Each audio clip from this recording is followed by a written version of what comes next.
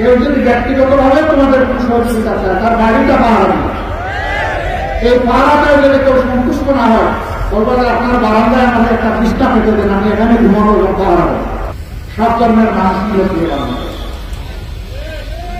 বাংলাদেশের সংবিধান সবাইকে সমান অধিকার দিয়েছে।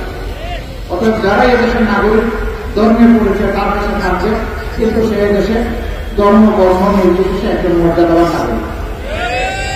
এবং আমাদের সংবিধান যে অধিকার দিয়েছে, আমার ওই ভাইয়ের যে অধিকার আমরা সেটা। এখন কথা হচ্ছে তারা যদি মর্যাদাবান নাগরিক হবে তো বিভিন্ন সময় মন্দির মঠ প্যাগোডা চালাচ কেন পাহারা দিতে হবে, সেটা আমারও কথা। কিছু দুষ্ট লোকের জন্য এ দুষ্টামি আমার দল করে না, কিন্তু কেউ না কিন্তু করে। এই জন্য আপনারা 5 তারিখ থেকে দেখেছেন সারা দেশে আমরা আপনাদের সহকর্মীদেরকে বলেছিলাম স্বেচ্ছাসেবক হয়ে যাও আর ওই সমস্ত প্রতিষ্ঠান পাহারা। আমাদের কর্মীরা সকল ধর্মের ভাই বোনদের পাশে ছিল। আমাদের নামে অনেক বদনাম।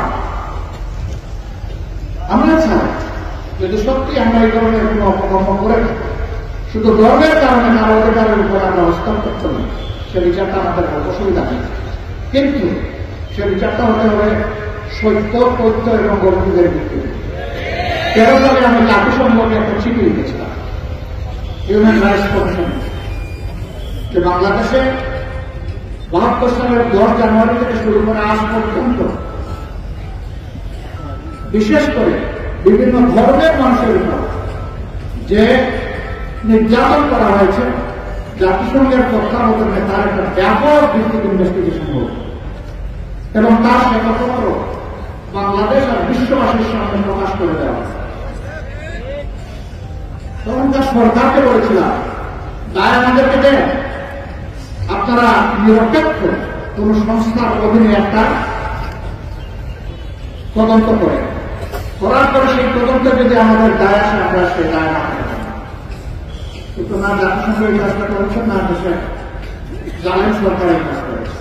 আমরা জানি এই কাজ করার সাহস নেই। আমাদেরকে বিভিন্ন গালিগালাজ দেয়, বিভিন্ন শব্দ তুলে গালিগালাজ দেয়। তো গত সরকারের মুক্তিযুদ্ধ বিষয়ক মন্ত্রী একটা তালিকা তৈরি করেছে 10,000 মানুষের, এর মধ্যে 80 ভাগ হল তাদের জন্য। আমাদের সিলেটের একটা কথা আছে না, তা দিয়ে চোখ দিলে পাঠিতে এসে লাগে হাঁটিতে, আমার হাঁটু কাটে হাঁটু কাটে না, কথা আছে না? তো তারা আমাদের হাঁটু কাটতে গিয়ে নিজের হাঁটুটা 2 টুকরা করে ফেলেছে।